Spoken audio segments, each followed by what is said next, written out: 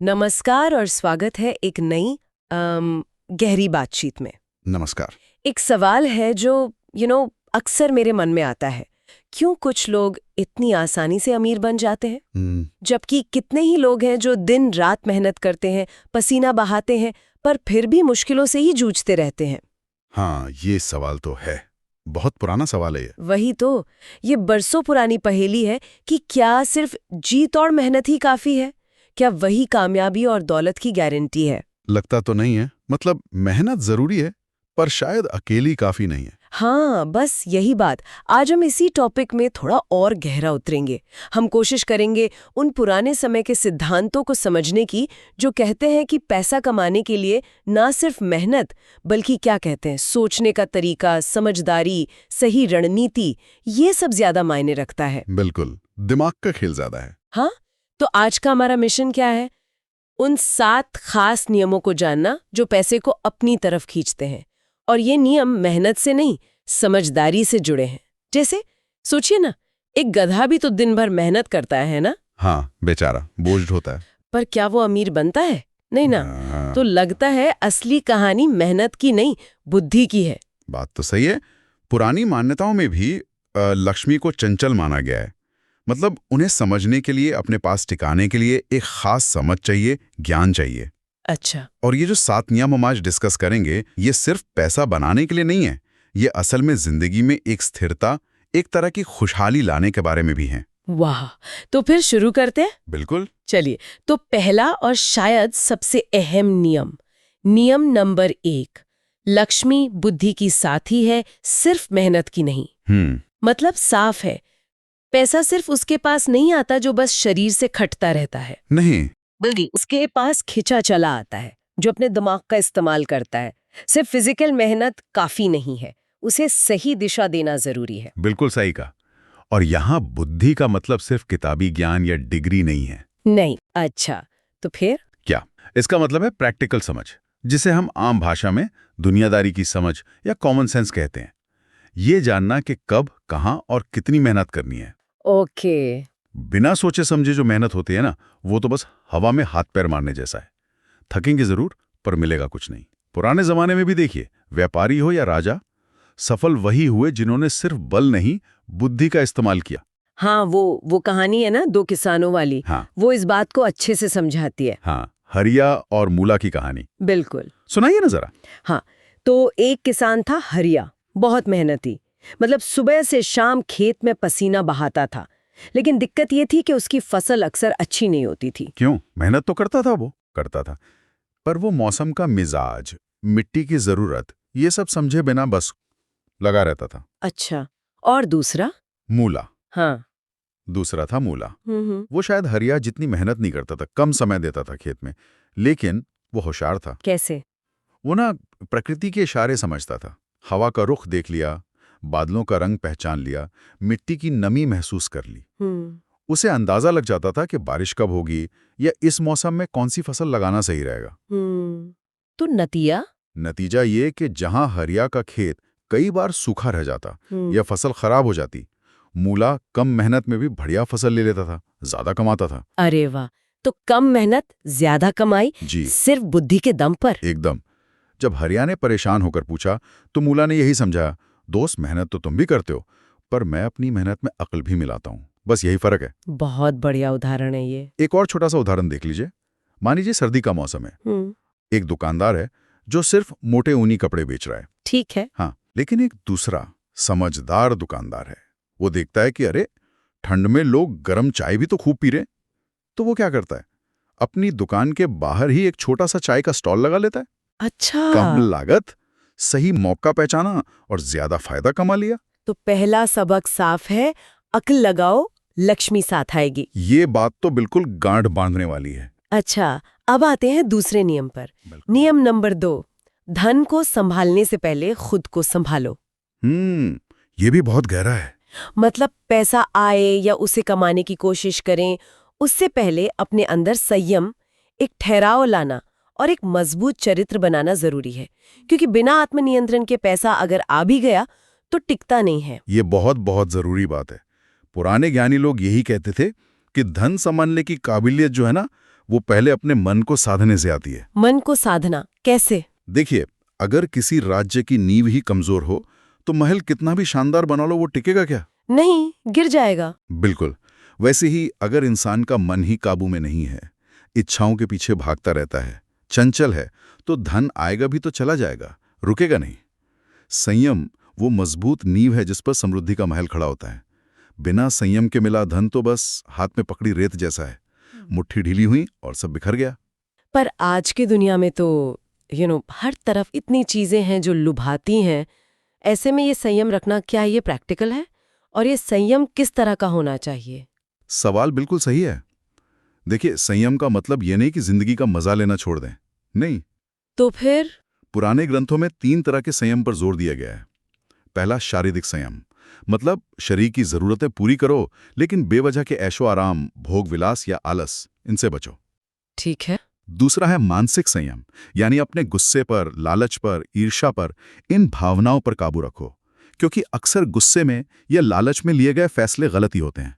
हाँ, ये तो होता है। और तीसरा, और शायद आज के समय में सबसे जरूरी, वो है आर्थिक संयम। यानी पैसों का संयम। हाँ, सोच समझ कर खर्च करना, दिखावे से बचना, फिजूल की चीजों पर पैसा ना उड़ाना, हर बार खर्च करने से पहले खुद से पूछना, क्या ये सच में जरूरी है या बस एक इच्छा है? मन तो एक बेलगाम घोड़े जैसा है ना, संयम ही वो लगाम है जो उसे सही रास्ते पर रखती है। मुश्किल लग सकता है शुरू में, पर धीरे धीरे अभ्यास से ही आ जाता है। ठीक है, समझ गई। और ये संयम वाली बात जो है, ये हमें सीधे तीसरे नियम की तरफ ले जाती है। बिल्कुल। नियम नंबर 3, धन खर्च करने की नीति कमाने से बड़ी होती है। हाँ, ये बात। मतलब पैसा कमाना तो एक हुनर है ही, लेकिन उसे सही तरीके से इस्तेमाल करना, बचाना और आगे बढ़ाना, ये उससे भी बड़ी कला है, एक सोची समझी नीति। अगर पैसे को लापरवाही से उड़ा दिया तो माना जाता है कि यह लक्ष्मी का अनादर है। बिल्कुल सही। पैसे का सम्मान करना जरूरी है, और सम्मान करने का एक तरीका है उसे सोच समझकर एक योजना के साथ इस्तेमाल करना। योजना? हाँ। प्राचीन अर्थनीति में भी कहा गया है, व्यया नियोजित धन वृद्धि कारकः। इसका मतलब योजना बनाकर किया गया खर्च ही असल में धन को बढ़ाता है। पैसे को ना आग की तरह समझिए। आग? हाँ, अगर नियंत्रण में है तो रोशनी देगी, गर्मी देगी, जीवन चलाएगी, लेकिन अगर बेकाबू हो गए तो सब जला देगी। बस पैसा भी ऐसा ही है। नियंत्रण में रखो, योजना से चलो तो बढ़ेगा, बेकाबू हुआ तो सब खत्म कर सकता है। तो फिर खर्च करने की सही नीति क्या हो सकती है? मतलब आम इंसान के लिए कोई आसान तरीका है? हाँ, एक सरल सा पर काफी असरदार तरीका हो सकता है अपनी आमदनी को हिस्सों में बांट लेना। जैसे? मान लीजिए आपकी आय 10 रुपए है, तो उसमें से लगभग 4 रुपए जरूरी खर्चों के लिए रखिए, जैसे रोटी, कपड़ा, मकान, बच्चों की पढ़ाई, सेहत वगैरह। ठीक है, 4 रुपए जरूरी चीजों पर। फिर 3 रुपए आप अपनी इच्छाओं पर, शौक पर या लाइफस्टाइल को थोड़ा बेहतर बनाने पर खर्च कर सकते हैं, पर हाँ, लिमिट में रहकर। ओके, 3 रुपए इच्छाओं के लिए, बचे 3 रुपए। उसमें से 2 रुपए भविष्य के लिए बचाइए या कहीं निवेश कीजिए, ताकि पैसा बढ़े, मुश्किल वक्त में काम आए। बचत और निवेश, 2 रुपए। अब बचा 1 रुपया। वो 1 रुपया दान के लिए, परोपकार के लिए या किसी जरूरतमंद की मदद के लिए रखिए। अच्छा, 4 जरूरी, 3 इच्छा, 2 बचत, 1 दान। हाँ, ये एक मोटा मोटा हिसाब है, हर कोई अपनी जरूरत के हिसाब से इसे बदल सकता है, पर ये एक बैलेंस दिखाता है कि पैसा सिर्फ उड़ाने के लिए नहीं है, उसका सही मैनेजमेंट जरूरी है। ये तो काफी प्रैक्टिकल लग रहा है, इसे अपनाया जा सकता है। चलिए, अब चौथे नियम पर आते हैं। नियम नंबर 4, समय धन से भी ज्यादा मूल्यवान है। हाँ, ये तो बहुत गहरी बात है। ये कहावत तो हमने पता नहीं कितनी बार सुनी होगी, पर क्या हम इसे सच में मानते हैं? है ना? खोया हुआ पैसा तो शायद चलो फिर से कमा लेंगे, लेकिन जो वक्त चला गया वो कभी वापस नहीं आता, कभी नहीं। और ये वो सच्चाई है जो सबके लिए बराबर है। अमीर हो, गरीब हो, राजा हो, कोई भी हो, सबके पास दिन में 24 घंटे ही हैं। बिल्कुल, 24 घंटे, ना एक कम ना ज्यादा। फर्क कहाँ आता है? फर्क आता है कि कौन इन घंटों का इस्तेमाल कैसे करता है। जो लोग सफल होते हैं ना, वो अक्सर अपने समय को लेकर बहुत जागरूक होते हैं, कॉन्शियस होते हैं। कैसे? वो प्लान करते हैं अपने दिन का, हफ्ते का, महीने का, काम करते हैं, सीखते हैं, अपने लक्ष्य की तरफ बढ़ते हैं। जबकि बहुत से लोग अपना कीमती समय किस में गंवा देते हैं? किस में? बेकार की गपशप में, दूसरों की बुराई करने में, फिजूल की चिंताएं करने में, या बस आलस में पड़े रहने में। तो क्या समय का सही इस्तेमाल ही वो चाबी है जो सफल लोगों को दूसरों से अलग करती है? काफी हद तक, हाँ। प्राचीन भारतीय सोच में भी समय को सिर्फ घड़ी की सुई की तरह नहीं देखा गया, उसे एक अवसर माना गया, एक चक्कर। अवसर? हाँ, जैसे फसल बोने का एक सही समय होता ना, अगर उस समय चूक गए तो फिर चाहे कितनी मेहनत कर लो, फसल अच्छी नहीं होगी। वैसे ही जिंदगी में हर काम का एक सही वक्त होता है। अच्छा। अगर वो वक्त निकल गया तो नतीजा वैसा नहीं मिलता। और ये भी मानते थे कि आलस्य जो है वो लक्ष्मी को दूर भगाता है। हर पल, हर क्षण एक संभावना लेकर आता है, एक मौका। हर पल एक संभावना। हाँ, जो इस संभावना को पहचान लेता है और उस पर काम करता है, वही वक्त का सही इस्तेमाल करता है और वही आगे बढ़ता है। ये सिर्फ काम खत्म करना नहीं है, बल्कि सही समय पर सही काम करना है। ये वाकई सोचने वाली बात है। हर पल एक संभावना। अच्छा, अब आते हैं 5वें नियम पर। नियम नंबर 5। बुद्धि का निवेश सबसे बड़ा निवेश है। बिल्कुल, कोर आइडिया है ये। मतलब असली दौलत सोना चांदी खरीदना या जमीन जायदाद में पैसा लगाना नहीं है, नहीं, बल्कि सबसे बड़ा निवेश है अपनी बुद्धि को, अपने ज्ञान को, अपनी समझ को बढ़ाने में पैसा और समय लगाना। जैसे संस्कृत में भी कहा है ना, विद्या परमम धनम। विद्या ही सबसे बड़ा धन है। ये नियम शायद इन सारे नियमों की जड़ है, फाउंडेशन है। सोचे ना, जिसके पास विद्या है, बुद्धि है, वही तो सही मौके पहचानेगा। हाँ, सही बात है। वही समय का मूल समझेगा, हम्म पैसे का सही मैनेजमेंट करेगा। हम्म अगर समृद्धि एक पेड़ है हम्म तो उसकी जड़ें क्या हैं? बुद्धि और ज्ञान ही तो हैं। बिना मजबूत जड़ों का पेड़ तो हवा के एक हल्के से झोंके से भी गिर सकता है। बुद्धिमान इंसान आने वाले खतरों को पहले ही समझ लेता है, सही फैसले लेता है। तो ये जो बुद्धि में निवेश है, इसका असल मतलब क्या है? मतलब कैसे करेंगे निवेश? क्या सिर्फ स्कूल कॉलेज जाना, डिग्री लेना काफी है? नहीं, वो एक हिस्सा हो सकता है, पर ये उससे कहीं ज्यादा बड़ा कॉन्सेप्ट है। हाँ। बुद्धि में निवेश का मतलब है लगातार सीखते रहना, नेवर स्टॉप लर्निंग। अपनी समझ का दायरा बढ़ाते रहना। तरीके क्या हो सकते हैं इसके? कई तरीके हैं। हाँ, अच्छी किताबें पढ़ना, ज्ञान बढ़ाने वाली किताबें। हाँ, अपने फील्ड के जो एक्सपर्ट्स हैं उनसे सीखना, जो अनुभवी लोग हैं, विद्वान हैं, उनकी संगति में रहना, उनसे बातचीत करना।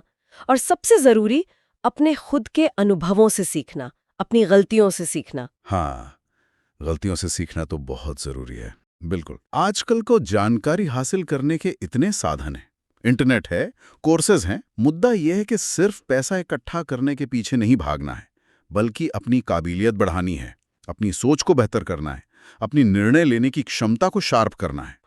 बुद्धि ही वो खजाना है जिसे न कोई चोर चुरा सकता है, सही। न वो कभी खत्म होता है, बल्कि जितना इस्तेमाल करो उतना बढ़ता है। यही असली दौलत है। वाह, ये बात तो दिल को छू गई। बुद्धि ही असली खजाना है। बहुत खूब। चलिए अब 6ठे नियम को देखते हैं। नियम नंबर 6। अवसर पहचानने वाला ही अमीर बनता है। हाँ, अपॉर्चुनिटीज। मतलब ये कि मौके तो जिंदगी में लगभग हर किसी के पास आते हैं, कम या ज्यादा आते हैं, बिल्कुल आते हैं। लेकिन कामयाब वही होता है जो उन मौकों को सही वक्त पर पहचान लेता है और फुर्ती से उन्हें पकड़ लेता है, चूकता नहीं। इसके लिए हर वक्त चौकन्ना रहना पड़ता है, जागरूक रहना पड़ता है। हाँ, अवसर जो है ना, वो अक्सर दरवाजा नहीं खटखटाता, वो हौले से पास से गुजर जाता है। अच्छा। हाँ, उसे पकड़ने के लिए नजरें खुली रखनी पड़ती हैं, चौकन्ना रहना पड़ता है। पुराने जमाने में अवसर को कभी कभी एक तेज भागने वाले जानवर की तरह मानते थे, काल पशु। काल पशु? हाँ, मतलब समय का पशु, जिसे पकड़ना बड़ा मुश्किल है। अगर जरा भी चूके तो हाथ से निकल गया। अवसर कभी कभी किस्मत और आपकी तैयारी का मेल हो सकता है। हाँ। लेकिन उसे भुनाने के लिए, उसका फायदा उठाने के लिए कर्म तो करना ही पड़ता है। कोशिश यानी उद्योग जरूरी है। सिर्फ मौका दिख जाना काफी नहीं है, उस पर एक्शन लेना पड़ता है, तेजी से। जो सुस्त है या जिसे पता ही नहीं चल रहा कि क्या हो रहा है, उसके हाथ से तो अवसर निकल ही जाएगा। तो मतलब हमेशा आंखें और कान खुले रखने चाहिए, अपने आसपास क्या चल रहा है इस पर नजर रखनी चाहिए। बिल्कुल अलर्ट रहना चाहिए। और अब हम पहुंचते हैं 7वें और आखिरी नियम पर। नियम नंबर 7। धन को रोकने यानी संरक्षित करने की कला सीखो। Protect your wealth. हाँ, सिर्फ कमा लेना ही काफी नहीं है, वो तो बस शुरुआत है। सही कहा। कमाए हुए धन को संभाल कर रखना, उसे सुरक्षित रखना और हो सके तो उसे बढ़ाना भी, ये एक बहुत जरूरी हुनर है। निश्चित रूप से, कमाना अगर पहली सीढ़ी है तो उसे सहेजना और बढ़ाना वो अगली सीढ़ियां हैं, जिनके बिना पहली सीढ़ी चढ़ने का भी कोई खास मतलब नहीं रह जाता। महान रणनीतिकार कौटिल्य ने भी अपने अर्थशास्त्र में इस पर बहुत जोर दिया है। क्या कहा है उन्होंने? उन्होंने कहा था कि धन को सिर्फ एक ही जगह, एक ही टोकरी में या एक ही तरीके से नहीं रखना चाहिए। धनम रक्षितम विविधेन पथेन। इसका मतलब क्या हुआ? मतलब धन को अलग अलग रास्तों से, विभिन्न तरीकों से सुरक्षित करना चाहिए। आज की भाषा में हम इसे क्या कहते हैं? डाइवर्सिफिकेशन। हाँ, डाइवर्सिफिकेशन, यानी रिस्क को कम करना। बिल्कुल, जोखिम प्रबंधन, रिस्क मैनेजमेंट। हाँ, अगर आपने सारा पैसा एक ही जगह लगा दिया, मान लीजिए किसी एक ही बिजनेस में या एक ही तरह की प्रॉपर्टी में, और खुदा ना ख्वास्ता वहां कोई गड़बड़ हो गई तो सब डूब जाएगा, सब खत्म। इसीलिए समझदारी इसी में है कि अपने धन को, अपनी बचत को और अपने निवेश को थोड़ा थोड़ा करके अलग अलग सुरक्षित जगहों पर लगाया जाए या रखा जाए। कुछ बैंक में, कुछ प्रॉपर्टी में, कुछ शायद सोने में, कुछ अच्छे स्टॉक्स या फंड्स में, अपनी समझ और रिस्क लेने की क्षमता के अनुसार। ये धन को बचाने की और बढ़ाने की एक सदियों पुरानी पर आज भी उतनी ही असरदार कला है। तो ये थे धन कमाने और उसे सहेजने के साथ महत्वपूर्ण नियम, या हम इन्हें रहस्य भी कह सकते हैं। अगर हम एक बार जल्दी से दोहराएं। हाँ, एक क्विक रिकैप। पहला, लक्ष्मी मेहनत के साथ साथ बुद्धि की भी जरूरत रखती है, दिमाग का इस्तेमाल जरूरी है। दूसरा, पैसा संभालने से पहले खुद को संभालना है, संयम, आत्मनियंत्रण। बिल्कुल। तीसरा, कमाने से ज्यादा जरूरी है खर्च करने की सही नीति, सोच समझकर खर्च करना। हाँ, प्लानिंग। चौथा, वक्त, टाइम पैसे से भी ज्यादा कीमती है, उसे बर्बाद नहीं करना है। एकदम। पांचवा, सबसे अच्छा निवेश अपनी बुद्धि, अपनी समझ और अपने ज्ञान को बढ़ाने में है। विद्या परमम धनम। हाँ। छठा, मौकों को पहचानना और उन्हें लपकना। चौकन्ना। और सातवां, कमाए हुए धन को सुरक्षित रखने का हुनर सीखना, डाइवर्सिफिकेशन। परफेक्ट। ये 7 सूत्र हैं। और जैसा आपने शुरू में कहा था, ये बातें सिर्फ बैंक बैलेंस बढ़ाने के लिए नहीं है। नहीं, बिल्कुल नहीं। ये नियम असल में जीवन जीने का एक बेहतर तरीका सिखाते हैं, है ना? एक ज्यादा संतुलित, ज्यादा कामयाब और सही मायने में अमीर जिंदगी जीने का रास्ता दिखाते हैं। ये सिर्फ बाहर की दौलत नहीं, अंदर की ताकत, समझ और शांति की तरफ भी इशारा करते हैं। बिल्कुल सही कहा। ये एक होलिस्टिक अप्रोच है।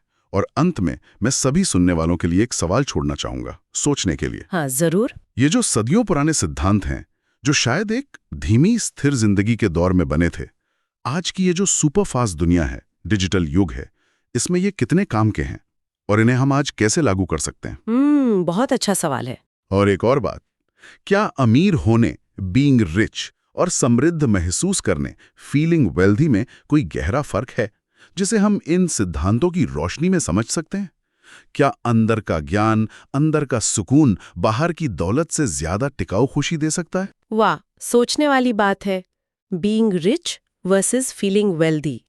अंदर का ज्ञान बनाम बाहर की दौलत, इस पर विचार जरूर करना चाहिए। जरूर।